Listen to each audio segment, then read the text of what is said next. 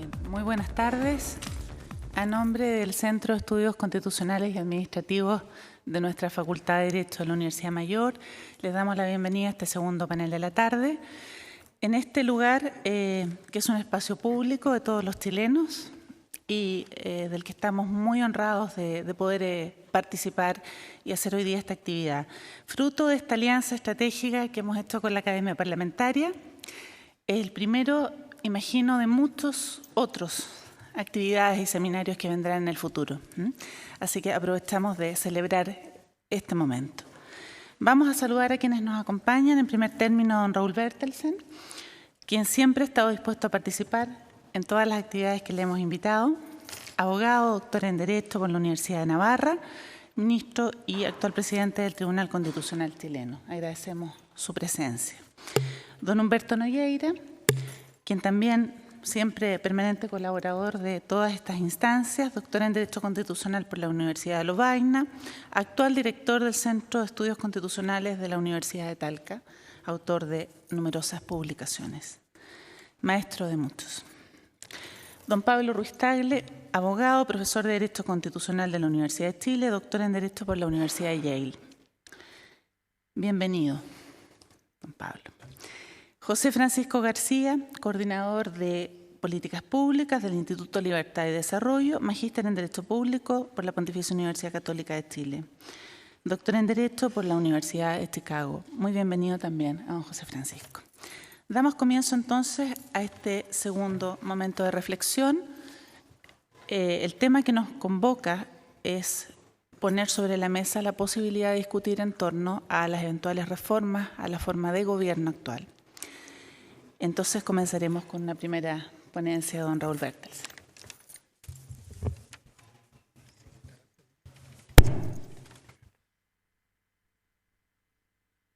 Aprovecho el inicio de mi intervención para manifestar mi alegría y satisfacción de poder participar en una actividad de debate constitucional en un tema tan significativo, ¿no? Convocado por dos instituciones con las cuales en el pasado he tenido algunos lazos especiales. Aunque es poco conocido, yo fui uno de los fundadores de la Universidad Mayor, de cuya primera junta directiva me tocó presidir. Y tengo en la Academia Parlamentaria de la Cámara de Diputados a más de algún distinguido exalumno, ¿no? Y en la Facultad de Derecho de la Universidad Mayor también hay personas que comparten cercanamente mi trabajo. ¿Y para qué decir de las personas con las cuales integro esta mesa, digamos, a todos los cuales conozco y aprecio muchísimo? Yo voy a hablar de la reforma al sistema presidencial, sospecho que más reducida de los que van a intervenir esta tarde, porque yo no postulo su sustitución, sino su perfeccionamiento. El sistema presidencial, en su parte esencial, en su núcleo último, significa que una persona investida o que ocupa el cargo de presidente de la República, elegido naturalmente democráticamente, una república democrática, presidencial, tiene a su cargo el gobierno, es decir, la conducción política del país, tanto en lo interior como en las relaciones internacionales. Pero deliberadamente yo no he completado la definición en su núcleo esencial del sistema presidencial, añadiendo lo que añade nuestra Constitución y que se refiere a la administración.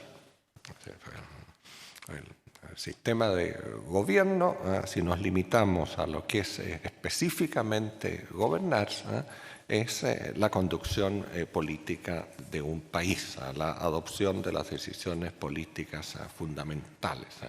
Pero no tiene por qué necesariamente este sistema de gobierno darse con un sistema administrativo que está a disposición del presidente de la República, como dicen los administrativos, como el jerarca máximo de la administración.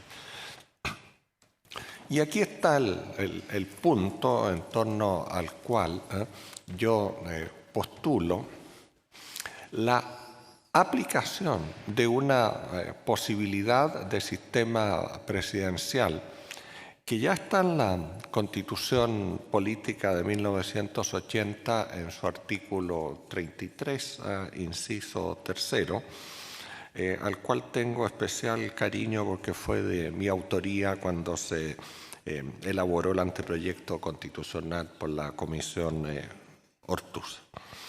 Esta disposición constitucional faculta, es decir, permite, autoriza al presidente de la República para encomendar a uno o más ministros la coordinación de la labor que corresponde a los secretarios de Estado e incluso las relaciones del gobierno con el Congreso Nacional.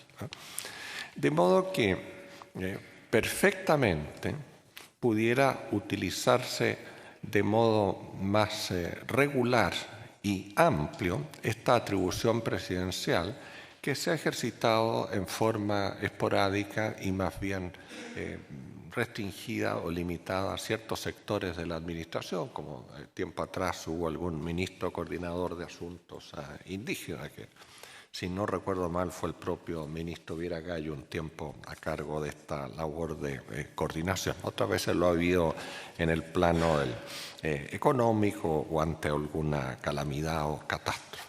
Pues bien, esta disposición constitucional que recalco ya existe, podría perfectamente utilizarse para que el presidente de la República nombrara un ministro coordinador, al cual si quisiéramos darle algún título de mayor categoría podríamos llamarlo jefe de gabinete, jefe de gobierno, pero de confianza del presidente de la República.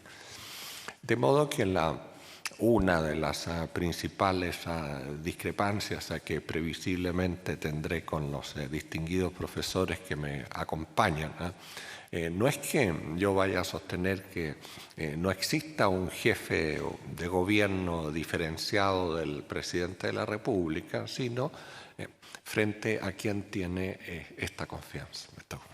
Creo que la esencia del sistema presidencial es que este personaje importante en la estructura de gobierno, que recalco puede existir en cuanto el presidente de la República decida hacer uso de su atribución, sería de gran utilidad.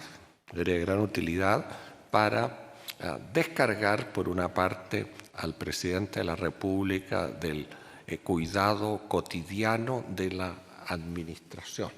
Que administrar es sobre todo proveer bienes y servicios.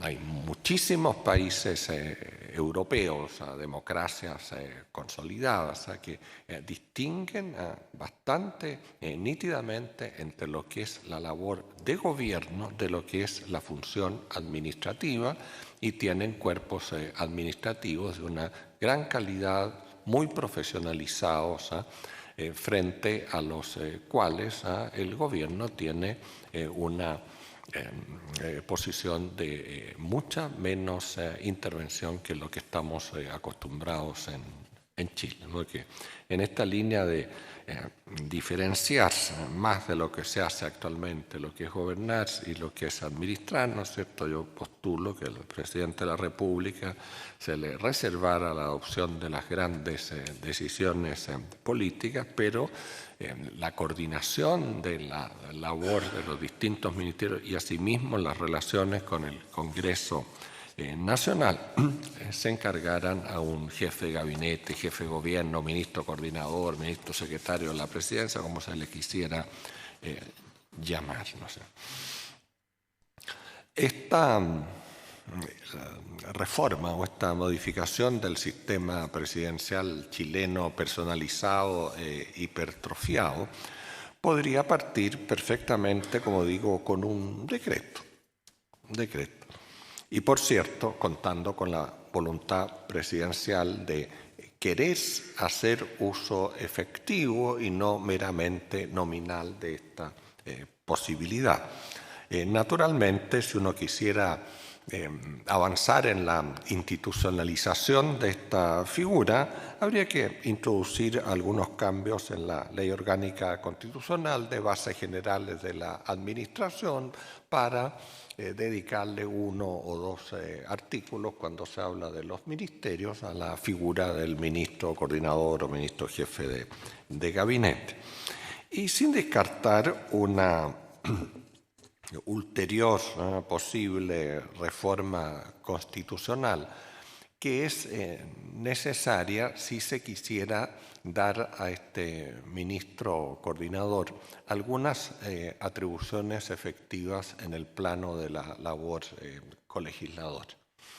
Porque a comienzos de los años 90 hubo el propósito que entiendo que llegó a ver plasmar en una modificación a leyes orgánicas constitucionales, pero que el Tribunal Constitucional lo declaró contrario a la Constitución, de permitir que los ministros, por orden del presidente, firmaran indicaciones durante el proceso legislativo. Entonces creo que podría modificarse la parte de la tramitación de la ley, darle una iniciativa legislativa al jefe de gobierno, al ministro, también posibilidad de firmar indicaciones parlamentarias en lugar del presidente, pero no naturalmente el veto, porque esa es una atribución propia del jefe de Estado.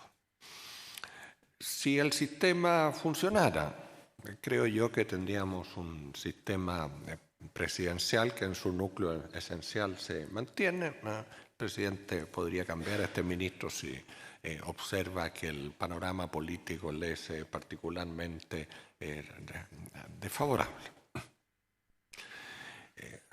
Sé que a muchos de los presentes y de las personas que se interesan por estos temas les podría parecer esto una novedad inaudita, ¿no? Inaudita. Pero existió en Chile. Y existió en Chile nada menos que bajo la férula del que ha pasado por ser fundador del sistema presidencial en Chile, que fue Portales. Portales no fue presidente de la República, fue ministro todopoderoso, naturalmente, ministro del Interior. En algún tiempo también tuvo otros ministerios a su cargo. Yo no postulo eso, que el ministro acumule ministerios. Y hubo otros ilustres, llamémosle jefes de gobierno, que después llegaron incluso a ser presidentes de la República. El más importante de ellos es probablemente Manuel Montt. Manuel Montt, en el primer quinquenio de Bulnes, fue su gran ministro. Con Montt lo fue después Antonio Varas, pero es probablemente la única persona en Chile que, teniendo asegurada la presidencia de la República, no quiso ser realmente presidente de la República, ¿no? Que es una persona realmente admirable por su espíritu cívico. De modo entonces que pudieran, ¿no es cierto?, haber un cierto revivir de este lejano antecedente histórico, porque en Chile llegó a existir, no encontré el dato para esta mesa redonda, pero por alguna parte lo tener perdido en mis archivos, un decreto que reguló la existencia y funcionamiento del Consejo de Ministros en Chile. bajo la mismísima Constitución de 1833 es cuando, dejando de lado el sistema parlamentario, pseudo-parlamentario que tuvimos durante 30 o más años en Chile, la época en que ha habido al interior del Poder Ejecutivo una mayor, podríamos decir, desconcentración o división de las tareas propias del presidente de la República en cuanto jefe de Estado, a cargo del gobierno, y su ministerio encabezado por un ministro con mayores poderes que otro a cargo de las labores de coordinación y dirección de la administración. Es naturalmente una reforma corta, podemos decir, pero a veces los cambios en los sistemas de gobierno exitosos no requieren grandes reformas constitucionales. Y si acaso esta fórmula de presidencialismo que postulo, cuya raíz, insisto, está en la Constitución del 80 y podría comenzar a aplicarse, fuera exitosa, ¿no es cierto? Vaya a saber uno si diera paso a un sistema semipresidencial, pero eso es algo que le corresponde a Humberto analizar. Por mi parte, basta.